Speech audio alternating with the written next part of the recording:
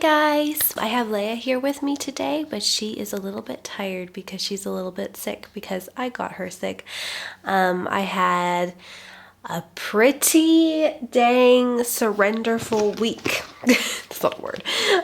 But do you guys remember what what last week's card was, Carnation, and what it sort of symbolized? I definitely went into sort of this surrender mode, this rebirthing mode. So first I got my period. I tend to pull from another deck. When I get my period, I kind of got this deck designed for my period. So this is the deck that I used. It's the Mary Magdalene Oracle deck. Yeah, so basically like 2 days after I pulled this card to kind of symbolize what this week was going to be about, I got my period 2 days later. So I pulled a card from the Mary Magdalene deck, and then I got the Resurrection. First of all, the similarities in colors between these cards. Tuesday onwards, I managed to stay pretty relaxed, and I didn't really take on too many projects, and I just sort of went into my red tent mode. Wednesday night, I started feeling sick, and I was really annoyed about that because my cycles only last around 4 days. I have pretty light periods as well. And I was just so excited to just kind of jump into stage 2 of my cycle, which is one of my favorite parts. I think it's most of women's favorite parts, is the time after, and obviously ovulation. We tend to be the most likely to get things done and feel really proactive and have lots of energy, just because that's how the hormone surges are. So I was really looking forward to jumping right into that. I usually do around cycle day 5. Then I got sick, and I got so sick. And I was just well, I actually keep these cards on my spice rack because I can see them there very regularly. Sometimes I put them on my desk if I'm working a lot at my desk. And they just kind of remind me of what could be going on, and also they could be reminders of positive ways of thinking. I'm pretty excited to move forward right now. I can tell you before we pull any cards, really what I want to see happen this week, so sort of the intention I'm already setting for this week, is getting back in the groove, getting my things organized. My desk is a mess, everything's a mess. It's just, I feel a mess right now. I feel really tangled up in things. So I'm really interested to see if this card resonates with the way I'm feeling, and I hope that will be kind of how the week unfolds, or maybe it's going to tell me something else I need to know. Let me know how the week went for you guys with this card and what happened to you, because this was just so incredibly accurate for me, and I'm pretty ready to put this card away now. It's been sitting on my spice rack forever. I'm kind of tired of looking at it. So let's pull from the flower deck again. I haven't showed you guys this one deck that I haven't actually used in a while because I told you it gives me really intense dreams. I'm not sure if I'm ready to share it with people yet. I kind of like having it to myself. It's kind of my own little thing. I'm sure I will eventually, but I'm just not feeling it right now. So and I really love this flowers deck. I think it's really fantastic. So we're gonna go ahead and do that together. Today we're gonna pull a new card. That's a weekly thing we're doing. Well, it looks pretty promising. Morning Glory. So this is making me really happy looking at it, and it's actually just the way I'm feeling and kind of just what I was asking for. Another thing that's actually weird about this is if you are into kind of how the woman cycle works and sort of the energies that it comes with. This part of the cycle, which right after the period is usually symbolized with springtime, or morning, you could even say, just something fresh and new and exciting. And I think this is really cool, and I get a really, really good vibe looking at it. You can see the sun rising behind the mountains, and it's just really beautiful. It actually looks quite springy as well. So Morning Glory. Awaken to magic. Awakening to the magic of life. Clarity, simplicity, harmony, intuition, happiness, divine guidance, receptivity, and relaxation. So we've got some more relaxation going on. Oh my. How much more relaxation am I gonna need?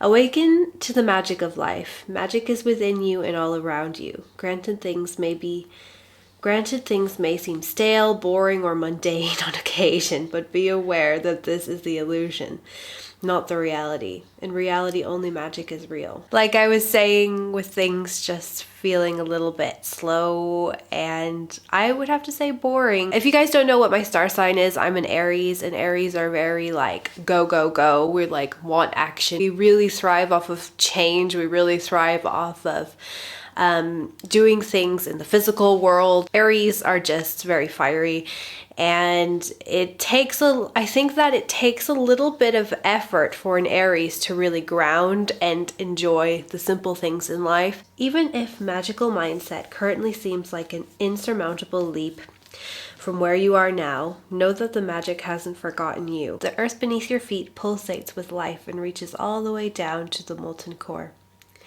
Your lungs breathe and your heart beats without you even having to think about it. This present moment is unique and perfect in its own way, and it's more precious than gold, more fleeting than a delicate blossom in the noonday summer sun. Also, awaken to the magic that you possess to change the situation or issue according to your deepest and most authentic desire. True desire, after all, is a divine blueprint for your most ideal life expression and contains infinite transformational power. Ask yourself, what would I like to experience in this situation? How would I like to feel? Once you have your answer, feel the feelings and see your pictures in your mind's eye associated with this eventuality. Know in your heart that this reality is already true, and it is. Time is an illusion, after all. One of the magician's tools is transcending the illusion of time by creating the feeling and expectation of the future in the present. This way, the two emerge into one, and provided it is an authentic expression of our heart of hearts, your desire can help but appear in the physical world. Notice any impulses or nudges you may feel regarding how you work your magic. It might be as simple as setting a clear intention, feeling the feelings associated with it, and visualizing its manifestation. Or you might be drawn to lighting a candle, spending time with flowers, taking a flower essence, or performing a ritual of some kind. Let your magical intuition carry you along, and know in your heart that you can change the situation for the better. Okay, so I'm really, really liking this card. It looks like it's a good time for me to go deep and set intention and sort of plant the seeds to bring forth what I want to see happen, but at the same time staying present in the journey along the way. So, okay. So here are the affirmations that I'm sure all of us will find one to resonate with, or will bring us joy or comfort. So here's one. Magic is all around you. Open your eyes to it. A solution you may not have noticed is awaiting your recognition. Trust your intuition and follow your intuitive nudges about how to clearly manifest your inner intention into outer reality. Disregard skeptics and follow your unique magical path. Perform a ritual or spell. Oh, there's a lot for this one. The time is right to consciously change an old pattern for the better, to move out of a rut, try something new, or do something differently. Make a point of noticing the magic that is within you and all around you, now and always. Expect a miraculous and magical outcome and allow expectation to help you manifest your desire. Keep your thoughts and feelings focused on your aim. Be alert to the magical factors at work in the situation. Stop doubting yourself and remind yourself you possess vast spiritual and magical power. Awaken to the magic that is already present in your life. There is plenty of it. And also remember that what we focus on expands. Another reason why this really resonates with me is I'm taking a mindfulness course, which is actually why we're going to talk about in my book, The Fragrant Mind. I haven't actually read that much because I've decided to take a mindfulness course, and there's a lot of coursework that I've been working on at this time as well, and I feel like this is just such an important thing that I should be focusing on. It's a 6 weeks course, and I will get a certificate after it, so I'm going to be like certified in mindfulness or something like that, so I'm pretty excited about it. I've been reading a lot of books on mindfulness. There's a lot about mindfulness in this book as well, and if you don't know what mindfulness is, it's a combination of a lot of things. A lot of people think that it's meditation, but it actually isn't 100% meditation. I think it's part of it, but I think mindfulness is more about present time awareness, seeing in the eyes of like a toddler. Like when I take my kids out for a walk, everything fascinates them and they are just, you know, in it for the journey. They're not in it to get to the final destination. So it's basically seeing through the eyes of somebody who is seeing life for the first time. And we lose that, I think, through conditioning. A lot of people think that it has more to do with we just feel like we've seen all there is to see, but that can't possibly be true. I think it's mostly through conditioning and seeing our parents say, come on, we're running late, or you know, various things like that. So mindfulness is really a practice of bringing present time awareness, but at the same time, there is a lot of meditative practices, you know, using following the breath, because it is important that we exercise our mind. A lot of people are really fussed about making sure that we're exercising our body and keeping our bodies healthy, but really the mind and the body are actually one. If you're exercising one and not the other, you're probably not going to be reaping the benefits that you could definitely be cultivating if you were to be doing both. And how you actually exercise the mind is actually try to quiet it a little bit. Just kind of let the thoughts sort of pass through, and that takes a lot of hard work and dedication, just as exercising your physical body into gaining muscle. So that's what I'm learning about right now. It's also a lot about contentment, because there are a lot of people who can have present time awareness, but at the same time,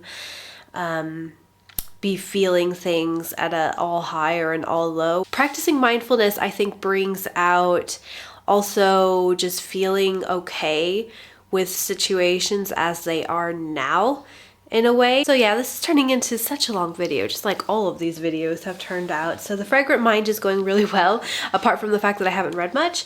So I'm on page 149, and right now I'm at a section, chapter 7, what is it called? Emotional Healing, and this is really cool. So now we're starting to get really interactive here, and she's giving a lot of suggestions about how to use essential oil for different things that can help us along the way.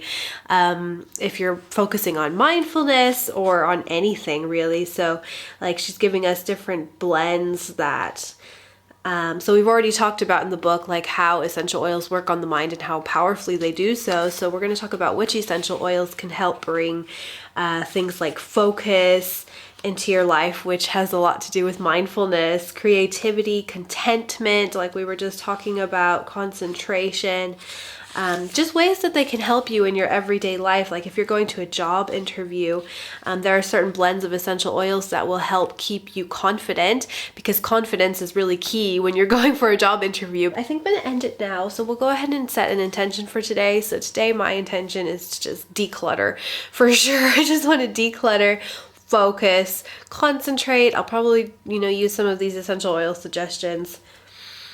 It's so nice to have my sense of smell back. It actually freaked me out so much not having my sense of smell for a day. It was only a day, but okay.